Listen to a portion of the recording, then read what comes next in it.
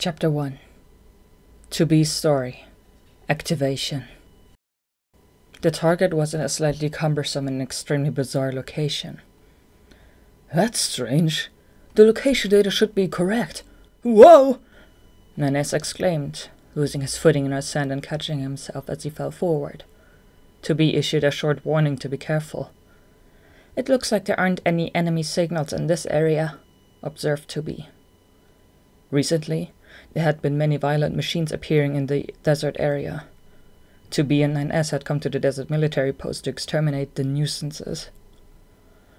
The local resistance that protected the desert had given them specifics. Now they planned to leave for an extermination mission. However, their informant was nowhere to be found. There was no mistake as to the meeting point. Moments before, a soldier they had run into told them, "Our comrade is waiting near the rocky area ahead." Boulders poked out from the sand, and there were layered cliffs surrounding them. There was no mistaking that this place was the rocky area, and this was a dead end, so it couldn't be ahead either. "Pod, give me the map data once more." As he was asking Pod 042 to recalculate their coordinates, NieR raised his voice. 2B, look over there! Hey, can you hear me? NieR exclaimed, waving his hand at a silhouette. No response. Was NieR's voice not reaching them? No, at this distance, it must be. They must have seen NieR waving his hand as well. If they weren't replying, there must be a reason why. For example, maybe they were unaware that the Yorha squadron had been assigned to eliminate the machines, and they were being wary. Or perhaps they were in such a bad mood that they didn't want anything to do with anyone else. Unlike the Yorha squadron, who were forbidden from experiencing emotions, this could very well be the case with a resistance soldier. "If we go this way, it will be faster," said 2B. 2B built up speed and leaped onto a boulder. NieR followed, slightly lagging behind her. From down below it was hard to tell what the individual's gender was, but it was a female soldier wearing a long hood. She introduced herself, saying, "My name's Jackass. Nice to meet you." She had an unexpectedly friendly voice. It seemed like a bad mood wasn't the reason for her unresponsiveness. "I've heard the details from the leader. You've come to wipe out the machines, right?" 2B nodded her head. "Then we've got to open the sealed entrance." Jackass said this with a hint of amusement. NieR asked suspiciously, "By the way, why are you in such a weird place?" "Oh, this? Well..." Her lips tightened into a smile. Right then, an explosion shook the area. A hot gust pushed through from the direction of the shockwave. As the clouds of sand settled, the previous dead end was revealed to give way to a narrow path. That was the entrance to the desert. Jackass added, "If you were caught up in that, it would be dangerous, no?" When Jackass had said open, she had meant blow it open with an explosion. "She's a violent person, isn't she?" NieR mumbled and sighed as they walked along the narrow path, a faint burning smell lingering. While she was taken aback by Jackass's methods, 2B didn't think she was as violent as NieR made her out to be. If an explosion was necessary to open the sealed path, that must mean that the seal had been heavily fortified. Jackass was doing her job well. "It's not a problem," said 2B. Maybe the reason why she had ignored NieR's call was to lead them away from the explosion. In hindsight, by being ignored, 2B and NieR had moved to Jackass's location. That meant she had accomplished her objective with minimal effort. Of course, she could have just been playing around, which wouldn't be too hard to believe. "We obtained the intel on the enemy. She's already given us all the information we need." The recent machine outbreak was happening around an abandoned and dysfunctional pipeline. It was unknown why machines had taken a liking to such a thing, but it was convenient. If there was a clear destination, there was no need to search the vast desert. It was not the first time 2B had visited the desert area. She was well aware of how troublesome the desert could be. Despite multiple visits, it was not a place that she could grow to like. On top of that, the desert area and its surroundings had had their fair share of misfortunes. Visiting the place brought back various memories of such misfortunes. "It seems like we're close," said NieR as he lowered his voice. The enemy signals were getting closer. The sensor in the goggles flashed red to show the proximity, but there was no enemy in sight. Wherever they looked, there was only the color of sand and the occasional rust-colored pipeline extending into the horizon. All of a sudden, the sand burst up. A black mass flew out with a harsh metallic sound. A machine. The machines had been waiting in ambush beneath the sands. Their cylindrical bodies creaking, 5 machines charged at the trio. Small and bipedal, they were a common machine type, but they had all tied rags to their bodies and were wearing strange planks that almost looked like animal faces, as if donning clothes and wearing masks. Bracing her feet against the unstable surface of the sand, 2B pulled out her military sword.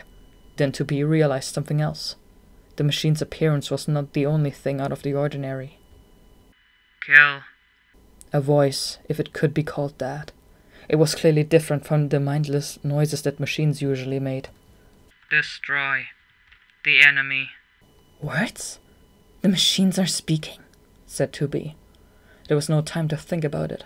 She sliced through the bodies that approached rapidly, flailing their appendages.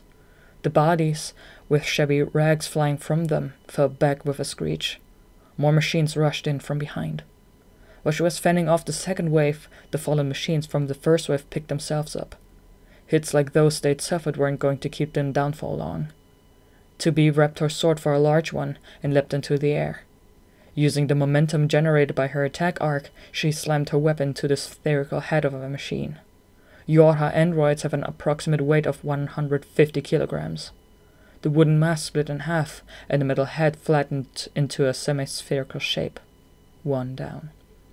Pulling out the large sword that had been lodged into the enemy's head, 2B flung it back down immediately. The large sword smashed into the side of a machine that had been sprawled on the ground, caving the body in. 2 down. 2B! Dodge! Screamed 9S. She leapt backward to create space. An awkwardly moving machine suddenly started shaking and exploded. 9S had hacked and taken control of the enemy. The explosion swallowed the nearby machines, reducing them to metal debris. The remaining machine was routed under concentrated fire from pods 042 and 153. Considering that there were only 5 machines, the extermination took longer than expected. The resistance leader was not exaggerating when she had said the fierce machines were a lot of trouble. Indeed, it would be difficult to deal with them without the specialized martial ability of the Yorha. I wonder why they were wearing such superfluous items, said 2B. Rags tied around their bodies and masks off their faces. Their appearance and the peculiar ability to speak set them apart from the counterparts in the city ruins. They look similar to how humans dressed in the past, said 9S, who explained that he had seen the items in the human area database. Now that I think about it, they're face paint too. It looked like face paint used in tribal societies. Machines imitating human culture? Why? To be asked. I don't think they're doing it with a specific intention, said 9S, whose lips contorted into a condescending smirk. Yeah, probably, she thought. They're only machines after all. There are more enemy signals up ahead, 9S said as an annoying expression replaced his smile. You don't call 5 machines an outbreak. You're right, replied 9S, sighing deeply. Moving along the pipeline, they fought machines again and again. They were all aggressive like before, but after the first battle things moved along more smoothly. Even if they were stronger than usual, after a few fights it became easier to face them. The trio had gotten used to them. Despite making noises that were assumed to be words, wearing human clothes, in battle the machines were mediocre. The enemies operated in groups of 5 or 6. As if they had marked territories, they generally stayed in one place and fought. Perhaps they didn't have enough awareness to use the land to their advantage, or use strategy to surround their foes. However... No, I... scared... me. Help. 2B hesitated. Help. They were calling for help. She had known the machines were making word-like sounds, but she didn't expect them to say something like that. Observing that 2B had become tentative, 9S sharply yelled, 2B! They're just saying random words! That's right, machine sounds have no meaning. 2B beat down the head that had been asking for help. She knocked away the machines that were approaching from the side. With little resistance, the machines rolled down the steep surface of the sand dunes. "Besides, asking for help while attacking is a contradiction," said 9S. 2B nodded in agreement. Machines are just that. Machines. Focus on destroying them quickly. Just then, one of the machines that had rolled down the dune popped up. 2B's attack had been insufficient to incapacitate it. "I die. Run. Run. Scared," the machine said. It quickly turned the other way and started running. It moved much faster than it had before. "So this is what it means to take your heels," 2B thought, half amused. The machine had fled into some ruins with many rectangular buildings standing side by side. "What's that?" 2B asked, which was answered by Pod 042. Answer: ruins that were once a residential area for humans. They lived a large group in high rises built of metal and concrete, which were often referred to as mammoth complexes. Mammoth? It didn't make sense to 2B, but she kept her mouth shut. It was irrelevant for the current mission, and she didn't possess as much curiosity as a Type S. Instead, 2B commented, "Why did they even bother living in such a big group?" Sure enough, it was 9S who took interest in the information. "I wonder if it was dangerous around here in the past," wondered 9S. Pods typically converse with their support target. Unless absolutely necessary, 042 answered 2B's questions, and 153 answered 9S's questions. Pod 153 answered this question. Negative. They lived in a group because of economic reasons arising from a lack of land. 9S snorted and replied, "Humans were so odd, weren't they?" Not only were humans odd, they were probably incomprehensible to an android. It would be presumptuous to think that an android would be able to understand humans, their creators. In any case, the human-dwelling place once called the Mammoth Complex had since become a gathering place for machines. There were many machines living underneath the shadows of the leaning building. Just like the machines near the pipeline, these ones made word-like sounds and had a tendency toward hostility. Hello. Good weather. How do you do? As expected, they were probably stringing together random words. They said hello for attacks and how do you do for counterattacks. They certainly would not be acting like this if they knew the meanings of those words. The target, the enemy that had taken to its heels, wove through the oncoming machines and into the ruins. Pod had marked its identification signal. There was a significant number of enemy signals near what seemed to be its destination. Perhaps it was the source of the machine outbreak near the pipeline. If so, the android's task would not be complete until they cleansed this area. They moved on, destroying machines that jumped out from the shadows. They inched closer to their target. Stubborn. Escape. I need to escape. 9S murmured, fascinated with how the machine chose its words. It was true, the target's words were fitting for its current situation. It wasn't meaningless drivel. The machines had a considerable amount of learning capability. It wasn't even reported that there were cases of machines almost evolving. But did they have the capability to select meaningful words, let alone express an idea or have a conversation? The acquisition of a spoken language is closely linked to intelligence. Looking back at human civilization, intelligence was the key to shaping society. If that were possible for these simple machines... Suddenly, 2B's body was thrown forward. Using her brain for unnecessary thinking had drawn her attention away from the obstacles near her feet, and she had tripped. The obstacle was eerily soft to the touch. Looking down in confusion, her gaze froze. "This is..." It was an android corpse. Before she was able to question of why it was there, 9S screamed, "2B, look!" There were multiple corpses. Though the scene was dim from the leaning buildings and metal frames obstructing light, there were multiple corpses lying around. However, there was no trace of a battle. In other words, after dying, the androids had been moved from a different place. "It's as if they are being gathered here," said 9S. Furthermore, beyond the corpses was a dark cave with an immense opening. As if taunting them, the only path was one that took them past the corpses. "There it is!" yelled 9S. The target jumped into the cave and disappeared, proceeding along the path. "There are multiple enemy signals up ahead," said 9S. Let's move with caution, said 2B. There was a jagged sound near their feet. The next moment, their bodies sank. 9S shrieked. The realization that they had fallen came after they had slammed onto the ground. The first thing that 2B saw was the sky. This place was apparently the bottom of a giant hole. The walls of the hole had various windows, doors, and other remnants of the building twisted into them. Maybe the ground had been dug out to create a basement and its roof had collapsed, or perhaps the foundation had sunk and the structure on top of it had fallen and collapsed. 2B pulled herself up with a grimace. She had absorbed some damage, but not enough to impede her combat capabilities. While getting up, she quickly scanned the area, trying to observe the situation, and she couldn't believe her eyes. There were machines, many of them. What is this? She muttered. At first she thought they were dancing. Machines would never dance, of course, but what was taking place in front of her eyes was even more preposterous. The machines were grouped in pairs and swinging their bodies. The cries of "Child, child, child," gave an indication of what they were doing.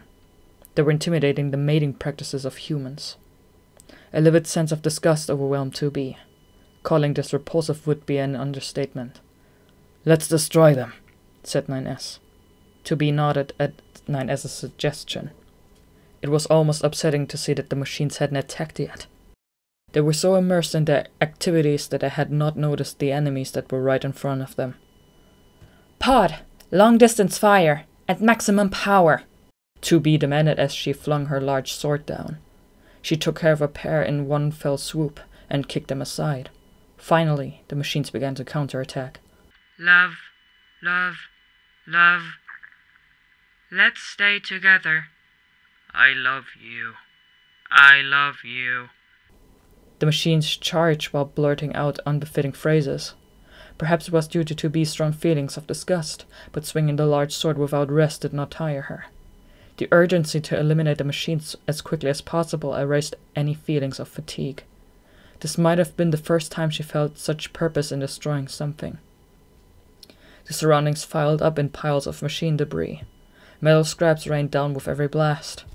It was at that moment the behavior of the machines shifted. Every machine held its head in its arms and began to run around in circles. The sounds they made changed. This is no good. This is no good. This is no good. It was as if the machines were trying to think of a way out of their desperate situation. It was remarkable that they had come up with a phrase like, "This is no good." The machines had stopped attacking. Now was the chance. 2B couldn't understand why, but the machines were confused. Just as she was about to resume attacking and slash with her sword, the machines altered their movements again. They moved in unison and created distance between 2B and 9S. They moved even more swiftly than the machine that had taken to its heels. What is this? The machines started to climb the nearby pillars and walls. Perhaps they were trying to avoid 2B and 9S as they climbed upward in great numbers. It was as if a swarm of bugs were devouring a plant, and in a different way from before, this was a scene that evoked disgust. Eventually, the machine solidified into a giant ball. 2B thought that she had seen its shape before, perhaps somewhere in a database. The ball started to grow, its white light growing stronger and stronger. The ball inflated to an even larger volume. As a crack slowly started to run through the surface, 2B realized what this reminded her of. It was a cocoon for insects. She had seen footage of a larva insect eating through its cocoon on a video database for Earth. A transparent, viscous liquid started dripping from the crack. Just as 2B instinctively drew back, the cocoon burst open. A mass covered in the liquid dropped out. An android? 2B exclaimed.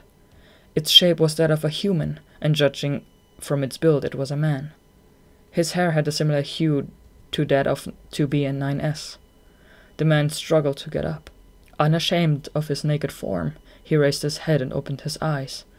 "No! This is a machine!" shouted 9S. 2B had also detected the unique electric signal of a machine.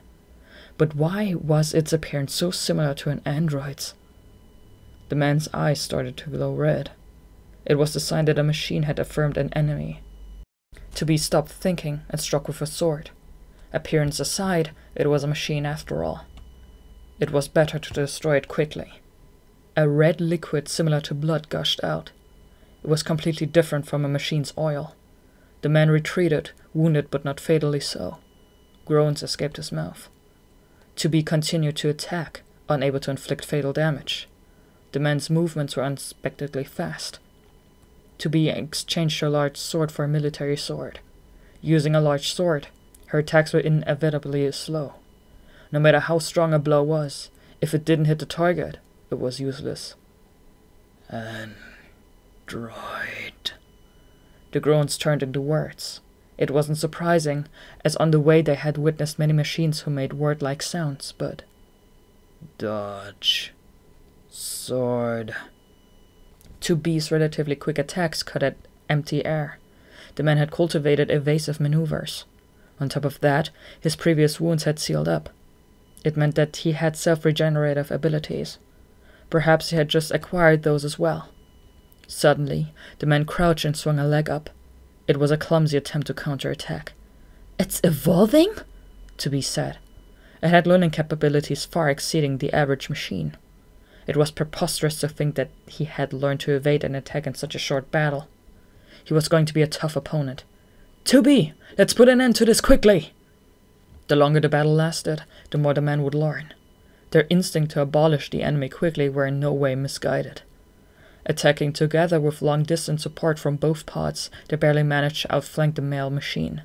They were able to inflict fatal wounds before the self-regeneration could repair them, 2B from the front and 9S from the back. 2 military swords pierced the midsection of the man, who toppled over and fell to the ground. "This is... a machine?" 9S sputtered, in equal parts bewilderment and fright. 2B was having the exact same doubts. This battle had been different from all their past battles with machines. The supple flesh and the warmth of the body fluid was identical to an android's. Properties shared with their fallen comrades. Could such a thing be true? If so, was it wrong to assume that cold oil was running through the rigid bodies of machines? However, these thoughts were cut short. The man's wounds had suddenly started to glow white, like the light emitted by the cocoon. "It couldn't be!" 2B couldn't put the rest into words. The white light grew stronger, enveloping the man's midsection. Similar to when the cocoon tore open, a crack began to appear in the man's skin. The first thing that penetrated the skin was an arm. The arm shot up with its palm spread, as if it were trying to grasp something. Then another arm appeared, widening the crack further. A head, neck, and torso followed. "What?" 2B said. An identical man had emerged out of the wounds of the first man. "Another one." It was unknown what kind of abilities the second man had, but it was safe to assume that he had powers comparable to the first. If that was the case, it would be troublesome if they did not deal with him right away. But 2B couldn't even draw her sword. The second man howled. It was a tremendous sound, and the walls started to crumble from the reverberations. 2B covered her ears instinctively. The sound was loud enough to damage her hearing. She could see that 9S was shouting something to her while covering his ears. She was able to read from his lips that he was saying, "We have to get out of here!" While the sound was dangerous, the collapsing walls were more so. 2B quickly scanned the area. She spotted a side tunnel in the wall. Exchanging a quick nod, 2B and 9S started to run. They dodged the falling debris while they ran. They did not have the leeway to look back. Another side. Adam. An introduction. I was created by the machines.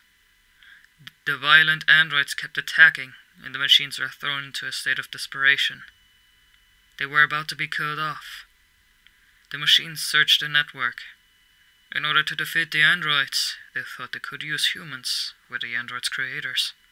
But there were a lot of humans. The machines did not know which human to mimic. They searched the network further. They eventually came across the name of Adam, the first human created by God. Humans created androids, and God created humans. Adam was created in the image of God. That's why the machines decided to create Adam. That's me. The machines exhausted the power of their cores to create me, and are no longer able to function. But the androids were very strong, and I was defeated. Before my body failed, I searched the network to see what could protect me. The answer came in the name of Eve. Just like how the machines created me from the name of Adam, I apparently created a being from the name of Eve. I say apparently because I have no memories of this time. After that, we moved. The machines that created me and the place we lived in, everything went to waste. Eve later told me that the machines were crushed by the debris and reduced to a pile of rubble. Eve wants to copy everything I do, but then who am I to copy? Eve is very eager to develop his motor capabilities, but not as eager to acquire language or knowledge. Even while playing human, he is happiest when playing a physical game, and is not as enthusiastic when reading a book or listening to music. This is a problem. We need to be intelligent. Eve is my other self. Adam and Eve are both derived from my essence, but Eve refers to me as Big Brother. That is my role, as a firstborn. Eve holds the role of Little Brother, the secondborn. Although we have the same essence, we have distinct faces and characteristics. There is too much I don't understand. Humans were nurtured and educated by parents and teachers, but I have neither. I have to nurture, educate, and inform myself to reach enlightenment. I stand alone, dumbfounded, on the outside of this journey. The path ahead is long. Sometimes I think about sin. We are, after all, criminals that destroyed paradise before paradise could exile us. The first humans, once banished from Eden, needed wisdom to survive for so long. So we need an even greater amount of knowledge and intelligence in order to live without depending on anyone or being deceived by anyone. Requiring no one a life of self-regulation and complete isolation. That is the path I must walk. I have mixed feelings for our creators who burdened us with this fate. If I were to put my emotions into words, it would be hatred.